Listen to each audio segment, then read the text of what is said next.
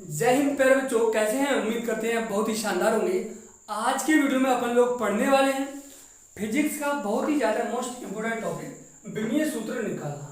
तो प्यारे बच्चों देखिए, हमें इस यानी कि किसी भी राशि का विमीय सूत्र निकालने से पहले ये जानना बहुत ज़रूरी है कि जो विमा होती है क्या होती है।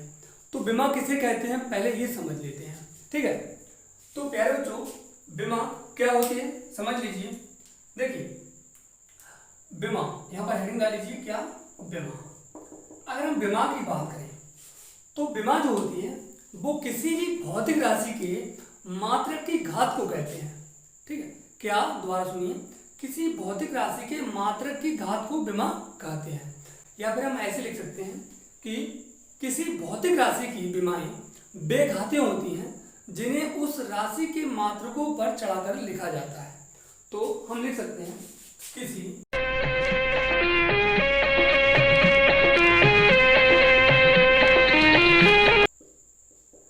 ठीक है बच्चों।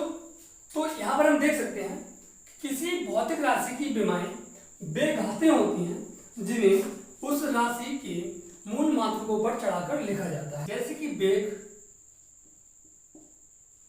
बराबर क्या होता है, दूरी बटे समय होता है बच्चों, दूरी बटे समय, ठीक है। अगर हम यहां पर बात करें दूरी की, तो यहां पर दूरी का मात्रक हो जाएगा क्या, दूरी का मात्रक, ठीक है। और नीचे आ जाएगा आपका समय का मात्रक, ठीक है बच्चों, समय का मात्रक, ठीक है। अब देखो, अगर हम इसे लिखना चाहें तो हम इसे इस प्रकार लिख सकते हैं, दूरी का मात्रक की पावर 1, ठीक है ना। और अगर इसे हम ऊपर ले जाएंगे तो गुणा हो जाएगा समय का मात्रक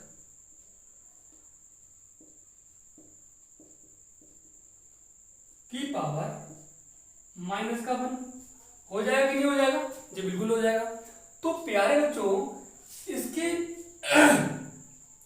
तो प्यारे बच्चों अब यहां पर अगर बात की जाए, ये दोनों अपने आप में मूल मात्रक है, समय का मात्रक और दूरी का मात्रक, ठीक है। अब यहां पर जो इनकी घात होती है इसको ही क्या कहते हैं, विमा कहते हैं, ठीक है। प्यारे बच्चों अब हम बात करते हैं विमीय सूत्र की। तो किसी भी भौतिक राशि का विमीय सूत्र निकालने के लिए हमें जरूरत होती है किसकी, हमें जरूरत होती है 4 राशियों की। कितनी? 4 राशियों की। तो उनमें भी देखा जाए तो मुख्य रूप से 3 राशियां होती हैं। तो इसमें होती है आपकी लंबाई, लंबाई जिसे हम L से डिनोट करते हैं। दूसरी होती है द्रव्यमान, द्रव्यमान जिसे हम M से डिनोट करते हैं। और अगला होता है समय, इसे हम T से डिनोट करते हैं। और उसके बाद होता है आपका विद्युत धारा, ठीक है बच्चों, विद्युत धारा, इसे हम A से डिनोट करते हैं, ठीक है बच्चों। इन राशियों के आधार पर ही हम किसी भी राशि का विमीय सूत्र लिखते हैं, ठीक है। तो अगर हम एग्जाम्पल के रूप में लेना चाहें तो एग्जाम्पल में हम ले सकते हैं जैसे कि क्षेत्रफल, क्या बच्चों, क्षेत्रफल हम यहाँ पर एग्जाम्पल ले सकते हैं। तो जैसे कि हम जानते हैं क्षेत्रफल का होता है लंबाई गुणा चौड़ाई, क्या होता है बच्चों, लंबाई गुणा चौड़ाई, सही है।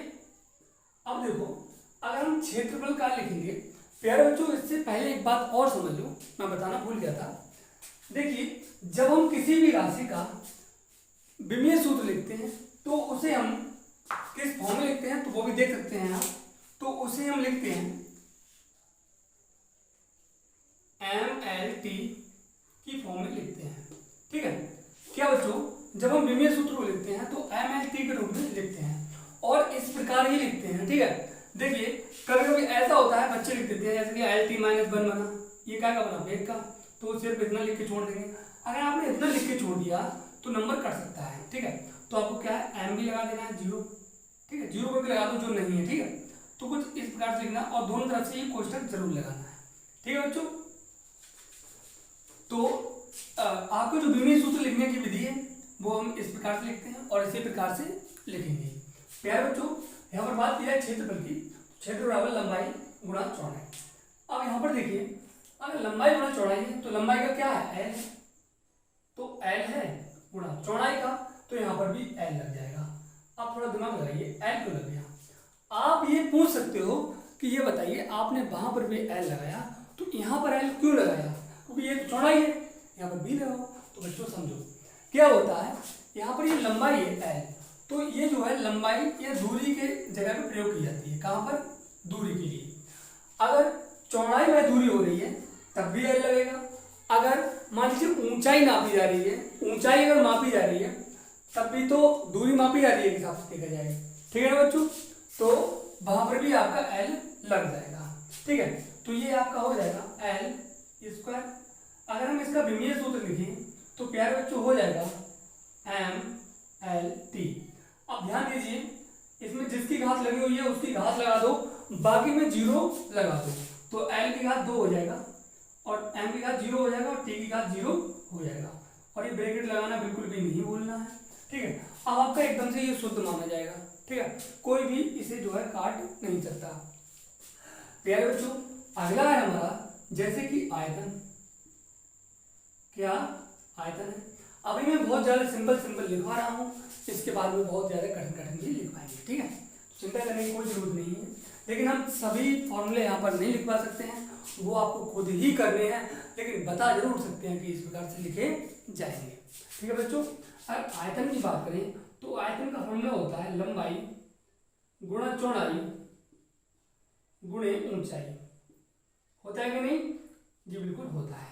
अब बच्चों लंबाई को भी हम मीटर में मापते हैं, यहाँ पर दूरी होती है तो इसके लिए भी एल हो जाएगा, चौड़ाई भी एल हो जाएगा, क्योंकि ये भी एक दूरी है, मापा जाता है इसके लिए फीते से। तो अगर ऊंचाई की बात करें बच्चों तो ऊंचाई का भी एल हो जाएगा, क्योंकि ऊंचाई को इस प्रकार से मापते हैं। अच्छा, इसी प्रकार से मापते हैं ना ऊपर के लिए, तो देखिए इसे भी मापने को फीते की जरूरत पड़ेगी। ठीक है, तो इसे भी एल लिख लीजिए। प्यारे बच्चों ये हो जाएगा एल की पावर 3। अगर हम इसका विमीय सूत्र लिखें तो विमीय सूत्र हो जाएगा आपका एम एल टी। तो एल की मान क्या है, यहाँ पर 3 है, तो ये आपका क्या हो जाएगा, विमीय सूत्र हो जाएगा। ठीक है बच्चों, चलिए अब हम आगे देख लेते हैं। अब हम बात कर लेते हैं वेग की। किसकी, वेग की बात कर लेते हैं। तो वेग का क्या होता है, वेग का होता है आपका विस्थापन बटे समय। क्या होता है बच्चों, विस्थापन बटे समय होता है। ठीक है, अब अगर हम यहाँ पर विस्थापन का मात्रक लगाना चाहें तो प्यारे बच्चों विस्थापन किसमें मापा जाता है, मीटर में, क्योंकि विस्थापन भी तो एक दूरी होती है ना। विस्थापन जो है वो एक दूरी होती है, तो यहाँ पर विस्थापन क्या हो जाएगा, मीटर में आएगा। तो इसका मतलब लंबाई है, दूरी है, तो इसका मतलब एल लग जाएगा इसकी जगह पे, अपॉन समय जो है वो तो टी लगना ही लगना है। ठीक है, प्यारे बच्चों अगर हम इसे लिखना चाहें तो एल टी की पावर -1 लिख सकते हैं, लिख सकते हैं कि नहीं। हाँ जी, आप में बहुत से लोग ऐसे होंगे जो ये कहेंगे कि एल की पावर भी 1 लगाइए।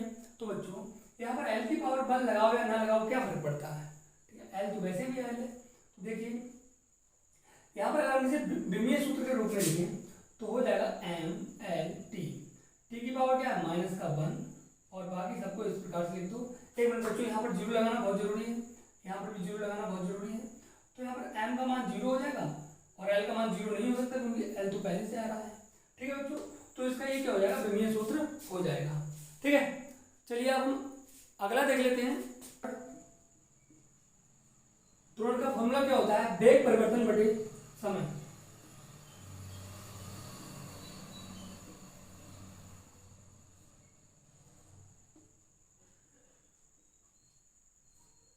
बच्चों त्वरण का होता है वेग परिवर्तन बटे समय होता है। अगर हम वेग परिवर्तन की बात करें, देखिए अगर वेग में परिवर्तन आ जाएगा तो उसके बाद में भी तो वेग ही रहेगा, ठीक है ना, उसके बाद में भी वेग ही रहेगा। तो अगर हम वेग की बात करें तो वेग का अभी हमने निकाला है, क्या निकला, एल टी -1, तो लगा दो एल टी -1 अपॉन समय की बात करें तो समय इसका क्या निकला, टी, वो तो हम जानते हैं समय का टी होता है। अब बच्चों क्या होगा, एल टी -1 ऊपर है पहले से और ये वाला पहुंचेगा तो क्या हो जाएगा, टी -2 हो जाएगा कि नहीं हो जाएगा? जी बिल्कुल हो जाएगा। अब प्यारे बच्चों इसका अगर हम विमीय सूत्र लिखें तो m0L(t⁻²), ये क्या हो जाएगा आपका वेग का त्वरण का विमीय सूत्र हो जाएगा। प्यारे बच्चों इन सबके हमने विमीय सूत्र कुछ इस प्रकार से लिखे हैं, जैसे इसका ये है, इसका ये है और इसका ये है। ठीक है, उम्मीद करते हैं इतना बहुत ही शानदार तरीके से समझ में आ गया होगा। प्यारे बच्चों चलिए अब थोड़े बहुत एग्जाम्पल और देख लेते हैं। तो जैसा कि हम देख सकते हैं बल, कार्य, शक्ति, प्रतिबल और घनत्व। तो बल का फॉर्मूला होता है द्रव्यमान गुणा त्वरण। ठीक है भाई बच्चों, देखिए चलिए इसका भी लगा लेते हैं। तो द्रव्यमान का होता है m, तो m लगा लीजिए इसकी जगह पे, गुणा त्वरण का वैल्यू बच्चों हम लिख चुके हैं, क्या होता है L(t)(2). ठीक है, अगर हम इसका विमीय सूत्र लिखना चाहेंगे तो हो जाएगा m(L)(t)(2). ये क्या हो जाएगा? इसका विमीय सूत्र हो जाएगा। तो देख लेते हैं कार्य। तो प्यारे बच्चों कार्य का होता है फॉर्मूला बल गुणा विस्थापन। तो चलिए इसका भी इलाज कर देते हैं बच्चों। बल का होता है हमारा m(L)(t)(2), यही होता है ना, गुणा विस्थापन का मतलब होता है L। अच्छा विस्थापन कोई ना कोई दूरी ही तो होती है। अच्छा दूरी होती है विस्थापन, तो उसके लिए L हो जाएगा। तो हम यहाँ पर लिख सकते हैं कि m L(1) और 1 2 हो जाएगी, L(2) और t(2). तो ये क्या हो जाएगा? इसका विमीय सूत्र हो जाएगा। ठीक है यार बच्चों, अब हम बात कर लेते हैं शक्ति की। शक्ति का फॉर्मूला होता है कार्य बटे समय। ठीक है बच्चों, तो कार्य कितना है? पर कार्य की बात करें तो mL(2) और आपका समय का t होता है। यार बच्चों अगर हम इसकी बात करें, t को जब ऊपर भेजेंगे तो क्या हो जाएगा? mL(2) और t(3) हो जाएगा। हो जाएगा कि नहीं हो जाएगा? तो ये इसका विमीय सूत्र हो जाएगा। अगला अगर हम बात करें प्रतिबल की, तो प्रतिबल का होता है बल बटे क्षेत्रफल। क्या होता है? बल बटे क्षेत्रफल होता है बच्चों। ठीक है, तो यहाँ पर आपका हो जाएगा बल। तो बल का अगर हम देखें तो हम बल का निकाल चुके हैं। बल का क्या होता है? mL(t)(2). mL(t)(2). बात करें क्षेत्रफल की L(2) होती है। ठीक है बच्चों, अगर हम यहाँ से देखें तो एक L से एक L कट जाएगी तो एक L बचेगी। तो यहाँ पर बचेगा mL(1) और t(2). ये क्या हो जाएगा? इसका विमीय सूत्र हो जाएगा। फिर बच्चों अगला है घनत्व। तो घनत्व का होता है आपका क्या होता है? द्रव्यमान बटे आयतन। अगर हम द्रव्यमान की बात करें तो इसका होता है m, और आयतन की बात करें तो इसका होता है L(3). ठीक है, जैसा कि हम आपको निकलवा चुके हैं पहले ही।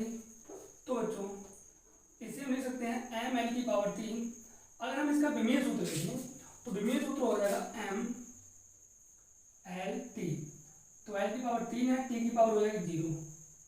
ठीक है बच्चों, तो ये इसका क्या हो जाएगा? विमीय सूत्र हो जाएगा। ठीक है, मिलते हैं ऐसे ही दमदार धमाकेदार वीडियो के साथ।